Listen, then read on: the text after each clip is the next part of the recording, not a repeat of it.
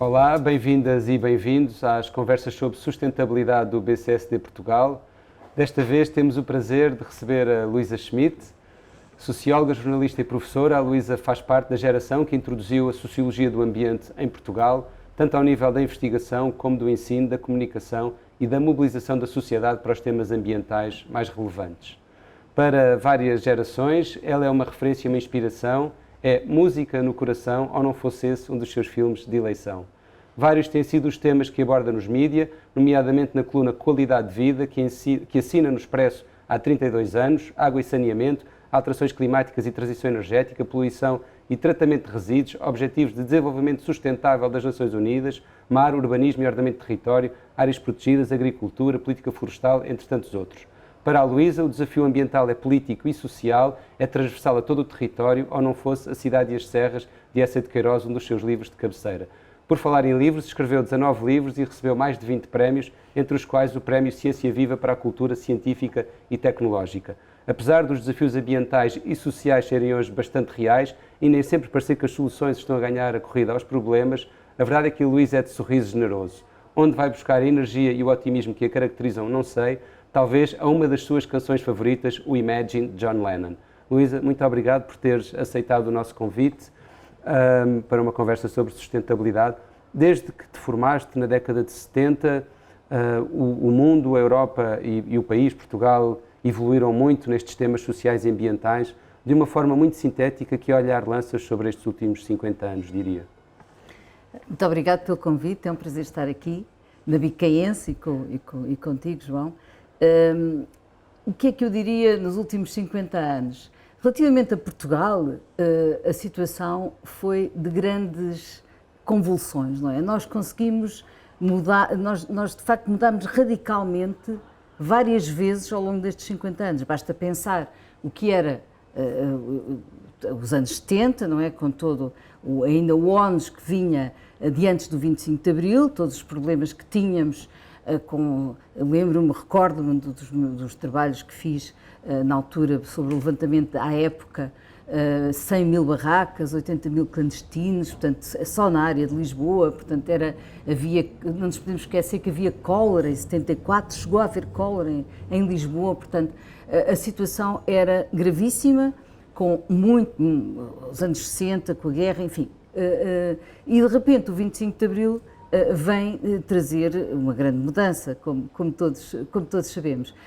Mas depois entramos, portanto, temos aquela fase até ao final dos anos 70 e entramos de repente naquilo que podíamos chamar o comboio da economia de mercado. Portanto, os anos 80 foi um boom consumista muito grande e realmente nós daqueles 10 anos, não é, entre 80 e 90, nós mudámos em 10 anos o que outros países da Europa tinham mudado em 30. Portanto, houve ali uma condensação de acontecimentos e que teve a ver com essa formação da sociedade de consumo em Portugal na altura, com todas as externalidades que isso trouxe em termos ambientais. Eu recordo-me quando eu comecei a escrever no Expresso, tinha uma coluna que não era a qualidade de vida, era a Bolsa do Consumidor. E porquê? Porque era a defesa do consumidor que era preciso na altura fazer. Portanto, o país de repente abre-se, temos que pensar que o país era fechado, não é? Havia o condicionamento industrial e era um país altamente controlado a esse nível e de repente nos anos 80 abre-se às 7 partidas do mundo, não é? Portanto aparecem e não havia preparação em termos de defesa do consumidor. Portanto o que eu comecei a fazer foi justamente a reação àquela sociedade de consumo que se estava a formar de uma forma muito rápida e sem leis que protegessem o consumidor, não é? E portanto comecei por aí e depois as externalidades em termos ambientais, porque não havia também legislação ambiental e, portanto, tudo aquilo acontece, aquilo que nós, ainda muitos de nós se recordam, nos anos 90, aquelas lixeiras a céu aberto, 350 lixeiras a céu aberto, os rios totalmente poluídos, tudo aquilo que aconteceu por causa dessa grande dinâmica que se criou, não é? E o país entrou em ressaca, eu acho que há um bocado esta ideia que o país tem andado em ressaca desde os anos 70. Portanto, depois foi a ressaca do consumismo, depois a seguir, então, foi o grande boom do imobiliário, não é? Começa nos anos 80, mas nos anos 90, se nós olharmos para os indicadores, por exemplo, tudo aquilo que é a construção no litoral aumenta exponencialmente, não é? E, portanto, Depois chegamos, mas já com regras ambientais que começam pela transposição das diretivas, elas começam a ser transpostas nos anos 90, começam a ser eficazes a partir de meados de 90, digamos, não é? E, portanto, mais atenção a esse problema, a esses problemas graves ambientais que estavam então a ocorrer nas águas, nos solos, nos ares, etc.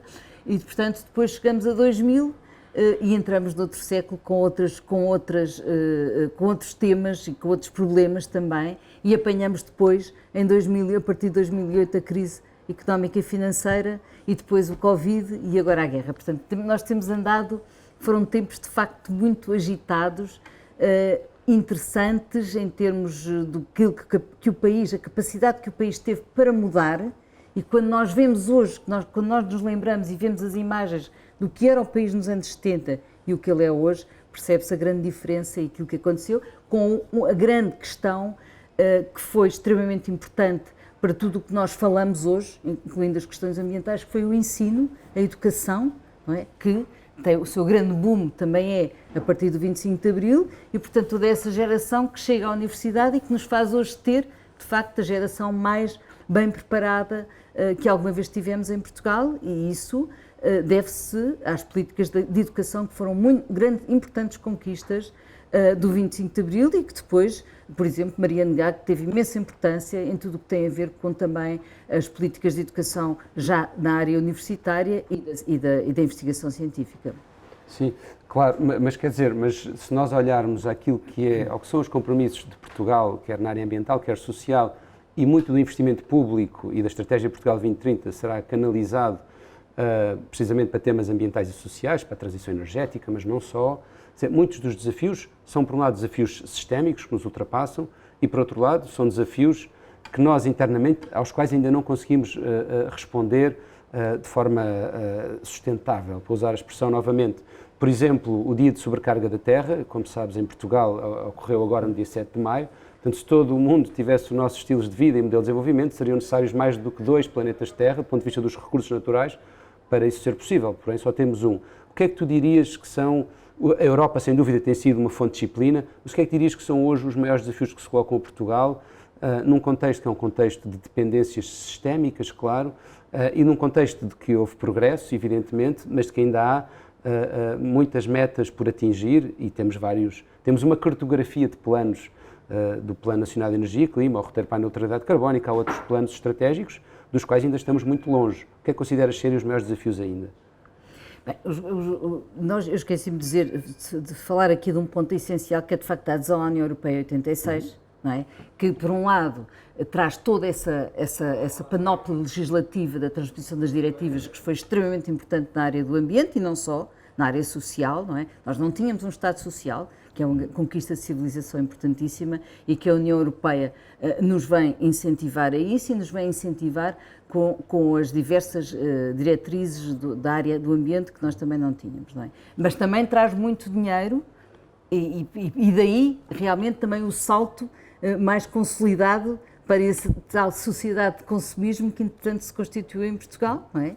Como à semelhança do que acontecia já nos outros países europeus, e de uma forma mais condensada, portanto, se calhar mais forte nessa altura, e, portanto, e também a ausência de regras nessa altura, com a entrada de dinheiro forte, com o primeiro quadro comunitário de apoio, em 86 e também o segundo, acabou por ter efeitos perversos também. Não foi só coisas de facto positivas, basta pensarmos, por exemplo, tudo o que tem a ver, por exemplo, com o saneamento básico nessa época, em que se criam imensas estações de tratamento de águas residuais, algumas delas nunca funcionaram. Portanto, desperdiça-se muito nessa altura por diversas razões, incluindo a falta de formação e de corpo técnico que nós não tínhamos nessa fase, e, portanto, isso foi uma questão importante. O que é que eu diria que são hoje os desafios mais prementes a este nível? Por um lado, é verdade que nós, em termos de... As águas é uma grande preocupação. Nós estamos a viver... O país está praticamente todo em seca extrema. Portanto, estamos com problemas gravíssimos a esse nível e se é verdade que, em termos de abastecimento de água, portanto, do serviço público de abastecimento de água, demos um salto extraordinário, não é? Nós hoje podermos abrir a torneira em qualquer sítio do país e poder beber água é um luxo em termos mundiais e, ao mesmo tempo, foi algo que se conseguiu, sobretudo, a partir de 2005, portanto, a capacidade generalizada de acedermos a boa água de consumo é a partir daí, 2005, 2006, por aí. Agora, por exemplo, em termos de recursos hídricos, ainda temos muito que fazer. É certo que já nada tem a ver com a poluição que houve nos anos 90, porque as indústrias adaptaram-se e criaram processos de saneamento.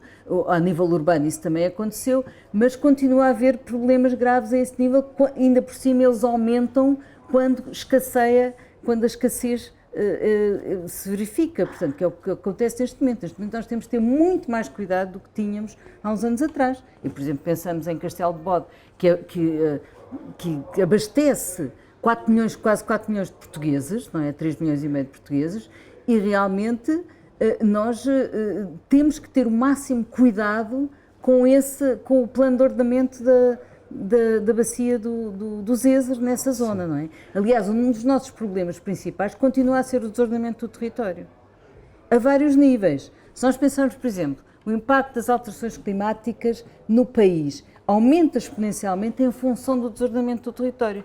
Pensamos, incêndios florestais, portanto, o facto de se ter permitido construir de uma forma muito desordenada e há casas por todo lado, o casismo está espalhado por todo o país, em vez de estar concentrado, por exemplo, nas aldeias ou nas vilas, isso acaba por criar um problema acrescido em termos de desordenamento que depois tem impactos com os incêndios e, claro, o desordenamento florestal, não é? Que é outro problema. Depois temos a questão do litoral e toda a zona costeira, portanto, construiu-se demais em zonas altamente vulneráveis hoje em dia. Portanto, esse desordenamento e essa construção em zonas sensíveis vai provocar também aqui, aumenta a nossa exposição aos riscos das alterações climáticas.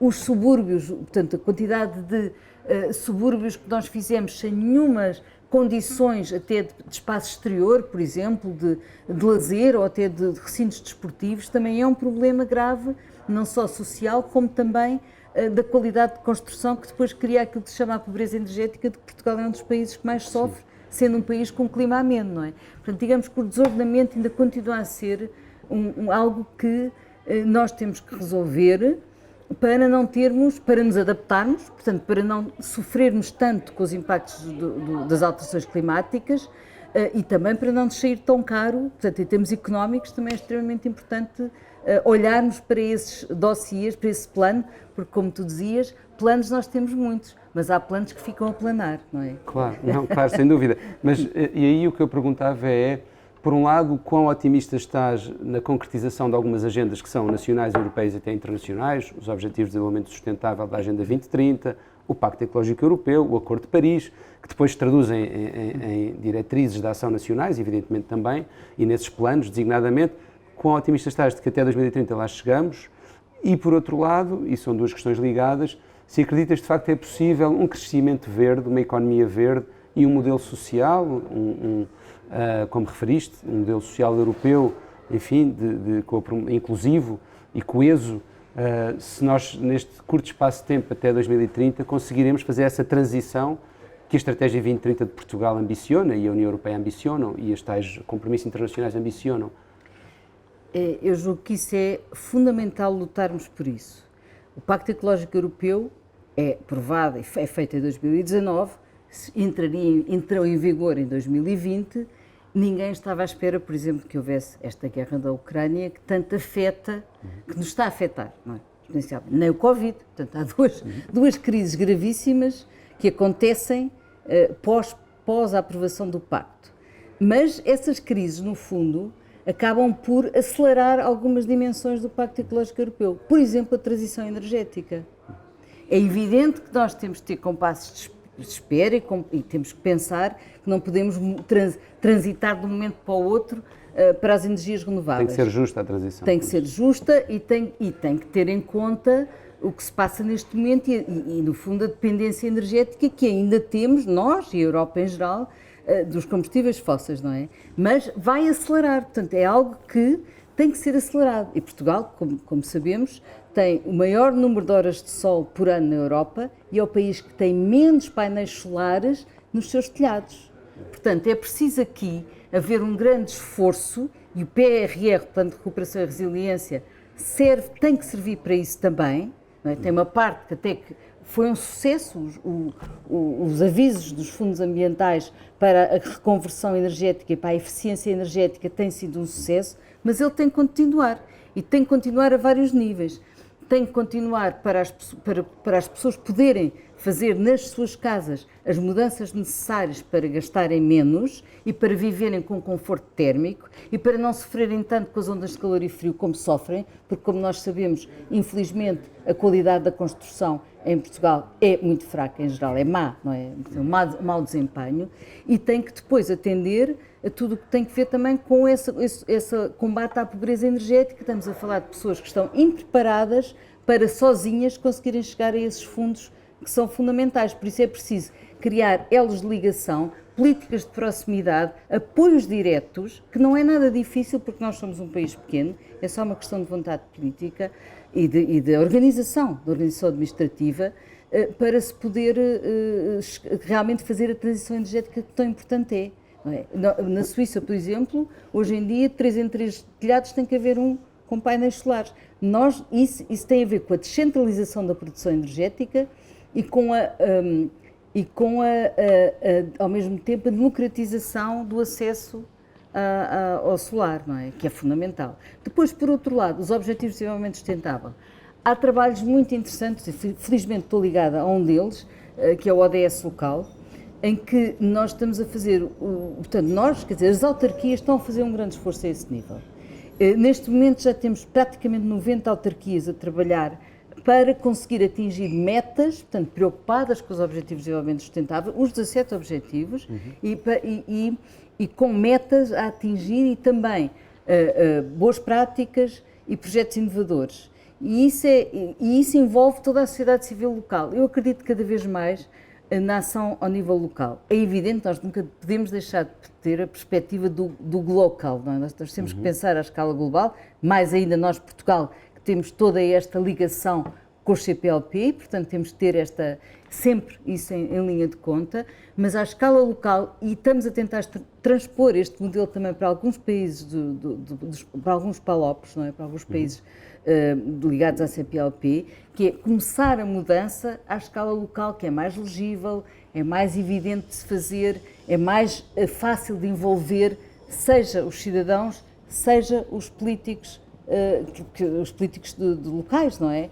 Portanto, eu julgo que aí estamos a dar grandes saltos já, e isto é uma dinâmica que, quando se cria, depois tem desdobramentos muito interessantes, como já acontece em várias áreas do país. Mas essa dimensão local às vezes também não pode ser mais caciquista, ou seja, a dimensão local que não tem em vista o interesse do coletivo e que tem em vista o interesse próprio, pode ter menos propensão para investir em bens coletivos, em bens públicos coletivos, e em querer otimizar aquilo que é o seu território, não é? Por exemplo, penso na Amazónia, muitas vezes há essa questão, não é? Quer dizer, de dizer porque é que nós somos o pulmão para o planeta se ninguém nos paga por isso e, portanto, vamos fazer disto uma caixa registadora e com as consequências que sabemos.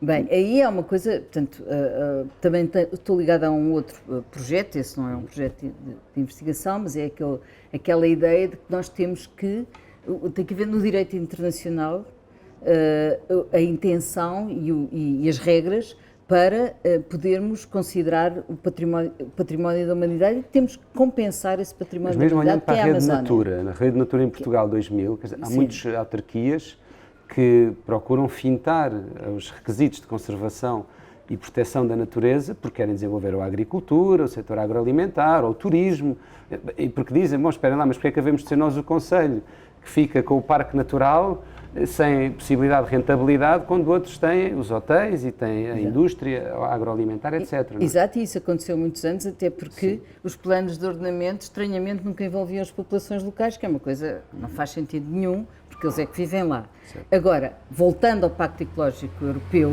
uma das coisas fundamentais era, por exemplo, o incentivo à agricultura de proximidade, incentivo direto a 25%, é uma das regras, não é? O 25% da agricultura europeia ser biológica, e isso a desenvolver nos parques naturais. E também, pela primeira vez, um apoio àquilo que é a biodiversidade e o restauro da natureza. Portanto, nós temos que começar a pagar os serviços de ecossistemas. E isso é uma coisa que tem que ser, já está a ser instalada, em Portugal já está a ser instalada para a questão da floresta biodiversa, mas ainda é muito embrionário. Nós temos que avançar com isso. Temos que pagar mais pelo carbono, provavelmente. Repara uma coisa, nós, para termos boa água em Lisboa, devíamos pagar à Serra da Estrela o seu bom ordenamento. E porque nós precisamos de boa floresta e de bom ordenamento daquela área protegida para que o Zezer consiga ter boa água, para ela chegar com qualidade às nossas torneiras e até pagarmos menos por ela, porque quanto melhor for a água, menos tratamentos temos que lhes fazer. Claro. Portanto, esses serviços de ecossistemas é uma das questões fundamentais do Pacto Ecológico Europeu e que em Portugal já tem alguns casos piloto e temos mesmo que avançar para aí. E, portanto, portanto compensar também as populações que lá vivem através dessas possibilidades. E, portanto, Luísa, se percebo bem, estás otimista, digamos, em relação àquilo que são os desafios, apesar da magnitude dos desafios, otimista, apesar das guerras, das pandemias, enfim, das inflações e dos tropeções que vamos tendo no caminho, mas estás moderadamente otimista de que vamos conseguir fazer esta transição para a sustentabilidade do nosso modelo de desenvolvimento. Sabes, eu tenho aquela coisa que eu sou um bocado péssima, quando começo a pensar nos problemas todos com que nós hoje nos confrontamos, não é? As pandemias, sobretudo agora a questão da guerra, não é? Isto vai alterar até os problemas, as agendas do ambiente, porque saiu a atenção, como nós sabemos, a atenção pública é um recurso escasso. E, portanto, neste momento está tudo concentrado na questão da guerra, esquecendo todas as questões das alterações climáticas, do ambiente, etc., que se estão a agravar, não é? Que se estão a agravar.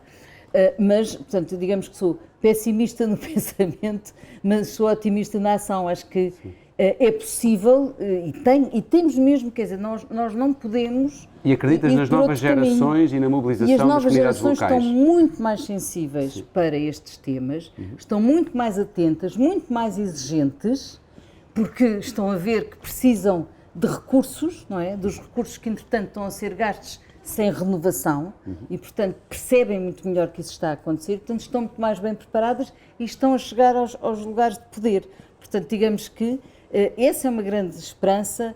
Portanto, vamos ser capazes de governar para o longo prazo, finalmente, em princípio, e não para o imediatismo. Com essas novas gerações, eu acho que isto pode mudar muito a esse nível e já está a mudar. Muitas coisas estão e o digital tem sido uma alavanca de participação cívica? O digital é uma alavanca, é um pau de dois bicos, claro que é uma alavanca de participação cívica, claro que também tem todo o outro problema dos fake news e dos lados negativos das redes sociais, mas eu, sobretudo, o que achava que era fundamental era digitalizar a administração pública, porque nós temos uma administração pública que neste momento não está a reagir como pode e como deve, por incapacidade de cruzamento de dados muitas vezes. Portanto, era preciso que a administração pública se modernizasse e se digitalizasse para o apoio à decisão. Esta consulta pública que está a decorrer de Simplex, chamado Simplex, para estas áreas de ordenamento e de gestão do território e também com derivadas para a política ambiental, parece-te bem? Tornar mais ágeis os processos ou um risco para aquilo que foram as políticas e as de conservação e as conquistas das últimas décadas? Tem que se olhar com muito cuidado para o simplex ambiental, porque, na verdade, toda aquela parte, toda a gente é contra a burocracia. A burocracia em Portugal é um consenso de ser um pesadelo generalizado. Todos nós sabemos isso, não é? E também a incapacidade, muitas vezes, que a administração pública tem de responder a tempo e rapidamente e de uma forma integrada. Mas esse é um dos aspectos. Depois, esse simplex, podíamos falar horas sobre ele, por acaso estive a lê-lo e estive a estudá-lo. Tem coisas que são quase evidentes, não é? Por exemplo, uma das coisas, a reutilização da água residual tratada. É uma coisa tão evidente que já devia ser... carros ou para devia estar já facilitado, não precisava de um simplex. São coisas evidentes. Ou também a reutilização de determinado tipo de resíduos na indústria. Quer dizer, tudo isso no processo industrial. Ou, por exemplo, outra coisa, a modernização das vias ferroviárias, que nós precisamos tanto de ferrovia, não é? Portanto, nesse aspecto, mistura coisas desse género com outras coisas que podem ser muito mais graves, como, por exemplo, grandes agropecuárias, sem estudos de impacto ambiental, sem avaliação de impacto ambiental, quando nós sabemos que a avaliação de impacto ambiental é uma prevenção para, no fundo, não haver uma afetação dos recursos. E o que é que entra aqui, que também julgo que é transversal e que tem que ser considerado nesta mudança, é justamente a resposta da administração pública. Nós temos que ter uma administração pública muito mais bem preparada e a funcionar de uma forma muito mais integrada para poder acompanhar o Simplex. Se fizermos o Simplex sem a administração pública ter capacidade de dar resposta, vamos ter impactos negativos muito fortes no nosso território e no ambiente. Portanto, e isso pode-se fazer, porque o PRR, uma das coisas, e aliás, o Pacto Ecológico Europeu, uma das coisas tem a ver justamente com a digitalização, é outra das áreas. Portanto, já falámos da transição energética, da agricultura de proximidade, do prado ao prato. Portugal é um país que depende mais de 75%, a sua alimentação depende de mais de 75% de importações. Nós temos que ter muito mais, acho que foi mais soberania alimentar. Segurança, mais segurança. Porque foi uma das aprendizagens, nós tivemos algumas aprendizagens com a pandemia, vamos ver o que é que acontece agora com esta incógnita tremenda desta guerra que é realmente trágica. Mas com a pandemia nós aprendemos, por um lado, é muito importante o ordenamento das cidades para poder, e do país em geral, para podermos ter espaços livres de uso gratuito, porque percebemos a importância que isso tem para a nossa saúde física e mental. Outra coisa que eu acho cadeias de valor mais curtas também. Justamente, as cadeias de valor mais curtas, nós não podemos continuar, nós nem máscaras tínhamos, não é? Claro. Portanto, temos que ter não só determinado tipo de bens essenciais, como da produção alimentar. Portanto, temos que ter muito mais segurança alimentar, não é? Sim, Luísa, tinha aqui 3 ou 4 questões para reações curtas. É assim um desafio final, estamos a chegar ao fim do tempo e eu lamento imenso, gostava imenso de continuar a conversa. A política ambiental em Portugal, 2, 3 medidas que acho prioritárias até 2030, ao país de governo, enfim, no curto Uma prazo. delas, prioritária, absolutamente prioritária, tem a ver com considerar a emergência climática na zona costeira. Nós não podemos continuar a permitir e a fazer aprovações, apesar dos direitos adquiridos, não podemos continuar a permitir a construção em zonas que nós já sabemos que vão ser inundadas, que vão ser afetadas pela subida de nível médio do mar e pelas tempestades. Essa é uma medida absolutamente central, porque senão quem vai pagar isto são gerações futuras, claro, e nós todos. Outra medida fundamental tem a ver também com a transição energética e com a democratização e descentralização da produção solar. Portanto, aqui tem que haver, porque isso é uma forma de reduzir a fatura. Comunidades energéticas e também prosumidores. Portanto, incentivar isso com apoios diretos às pessoas, às famílias, para reduzir a sua fatura energética e aproveitar este recurso extraordinário que nós temos, que é o sol. Depois a questão da água. Nós temos que pensar a água de uma forma ibérica e temos que reduzir todas as perdas urbanas, que são enormes, não é, ainda, e também repensar toda a parte também da agricultura dos regadios, não é? Muito bem os regadios, mas com a conta, peso e medida, porque senão vamos dar cabo de galinha dos ovos de ouro, não é? Se nós continuamos a aumentar o perímetro do Alqueva até não sei, continuar a aumentar, não vai haver depois água para ninguém. Portanto, essas questões são as questões centrais. E depois, claro, outra coisa muito importante, o ordenamento florestal, o cadastro, finalmente, o cadastro e tudo o que se prende com uma floresta que seja mais sustentável, de modo a não termos esta grande catástrofe dos incêndios e de modo também a resolvermos todo este problema da micropropriedade que ninguém se entende no centro e no norte do país relativamente à floresta. Muito bem. Setor privado, 69 das 100 maiores economias do mundo são empresas. Em Portugal, o setor privado é significativo, o seu peso, a sua importância, digamos assim. E na equação do desenvolvimento sustentável é um parceiro-chave, evidentemente. Como é que fez a evolução de uma forma muito sumária do setor privado nos últimos anos? Muitas vezes alertas para o greenwashing. Hoje há uma série de empresas, como sabes, que têm políticas de responsabilidade social, de sustentabilidade muito ativas, quer do ponto de vista social, quer ambiental. Como é que fez a evolução do setor privado e o papel nos últimos anos? A evolução é claramente positiva. Já falámos disso, quer dizer, quando nós comparamos o que era nos anos 90 e o que é agora, não é? Portanto, toda a parte, toda essa parte da poluição atmosférica e hídrica é uma diferença brutal e, portanto, há uma responsabilização grande a esse nível e isso é ótimo e é importante. E conseguiu-se mudar muito a esse nível.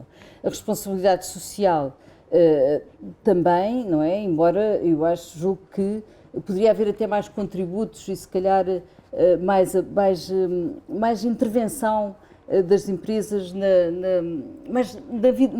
naquilo que é o Estado Social. Portanto, as empresas deviam contribuir também para a construção do Estado Social de uma forma mais evidente. Na concertação social. Da concertação social e, portanto, agora, de qualquer maneira, a evolução é claramente positiva, acho eu, sendo certo que, por exemplo, neste projeto dos ODS entram muitas empresas, portanto, dentro das... Esta coisa não é... O que é interessante neste projeto é que não são as autarquias sozinhas, são os técnicos das autarquias, que é mais importante às vezes que o Presidente, porque os técnicos ficam e os presidentes saem com os ciclos eleitorais e, portanto, envolver os técnicos que lá estão na mudança é uma garantia de continuidade. Como aconteceu com a rede social, aliás, não é? Exatamente, é uma garantia de continuidade. E nesta dinâmica local, as empresas têm participação, em geral têm uma grande participação e isso é interessante. Tem as empresas, tem as ONGs, tem as escolas, portanto, por estas entidades... um novo perfil de empresa. Um novo perfil de empresa, muito mais, embora nós saibamos que o nosso tecido empresarial tem muito mais pequenas e médias empresas e por vezes é mais difícil para estas pequenas e médias empresas fazer transformações ao nível ambiental e social. De qualquer maneira, é preciso investir muito mais, diria eu, nas pequenas e médias empresas a esse nível. Mas é possível fazer uma mudança aí grande também. E aí estes projetos de proximidade são muito importantes. Por falar em investimento, aeroporto de Lisboa, no local que está previsto, Montijo, é um go ou um no-go? Eu já escrevi esse filme, o filme do aeroporto de Lisboa, já não tem ninguém na sala para o ver. Mas o que acontece é que o Montijo é completamente... Quer dizer, nem há hipótese, não é? Até porque... por um lado, é o estuário mais importante da Europa, não é? E aquilo é numa zona que vai afetar o estuário do Tejo de uma forma inaceitável. Depois, nunca pode crescer, fica sempre ali um apiadeiro relativamente ao aeroporto de Lisboa. Portanto, é uma péssima solução. Não se faz ou faz noutra localização? Ou se utiliza. Aí há várias coisas, por acaso escrevi um artigo recente sobre isso. Mas nós ou fazemos, ou temos Beja, e Beja com ligação direta. Outra coisa fundamental que é, nós não podemos continuar sem ligação à Europa. Nós somos o único país que está sem a ligação rápida à Europa, não pode ser. Ligação ferrovia. Ferrovia, claro, que estou a falar da ferrovia. Portanto, uma das questões fundamentais também do Pacto Ecológico Europeu é a questão da mobilidade. Não falámos, mas que é a ferrovia em que nós não investimos praticamente na ferrovia nos últimos... Isso foi um dos grandes problemas deste país, que estamos agora a pagá-lo forte, porque quando nós olhamos, por exemplo, para as emissões, quando nós olhamos para a nossa dependência do carbono, o que é que está em primeiro lugar? Os transportes rodoviários. Portanto, eu não sou uma especialista em aeroportos, mas o que tenho percebido do que tenho ouvido de especialistas e a tese já até doutoramento sobre isso, ou Beja servindo Faro e Lisboa com rápida, ou então pode ser Monte Real, por exemplo, na zona lá em cima de Fátima, já tinha ouvido também especialistas a falar disso. Portanto, é muito rápido, uma hora não é nada, não é nada de ligação a Lisboa em termos de transporte rápido. Agora, o Montijo nunca. Pronto. Quando comparado com outros países, designadamente, por falar noutros países, estamos mesmo a chegar ao fim, um país de referência para ti do ponto de vista da política ambiental? Bem, aos países nórdicos, não é? Sim. E a Costa Rica? A Suécia e a Costa Rica, claro. Muito bem. Porque a Costa Rica é um modelo de sustentabilidade interessantíssimo, num contexto ainda por cima, onde o resto dos países têm os problemas que nós sabemos de muito difícil resolução, e conseguiu encontrar um modelo absolutamente extraordinário. Portanto, na educação, nas áreas protegidas, na participação, nas políticas de proximidade, nas indústrias ligadas a tudo o que tem que ver com a biodiversidade, por exemplo, farmacêuticas, dessa área na investigação científica. Portanto, conseguiu encontrar um modelo extraordinário e depois não tem exército também, o que é que é perfeitamente inédito na América do Sul, apesar de ter outra coisa importante, que é uma polícia marítima muito forte para fiscalizar a sua zona marinha, que é outra coisa que nós não falámos, mas também é muito importante, o mar. E que fica para a próxima conversa, mas não podíamos acabar da melhor forma, não é? Com este exemplo da Costa Rica, no fundo acabamos como começámos, com o Imagine, de algum modo, não é, com a utopia que o John Lennon traz nessa canção. Obrigado e até à próxima, até breve.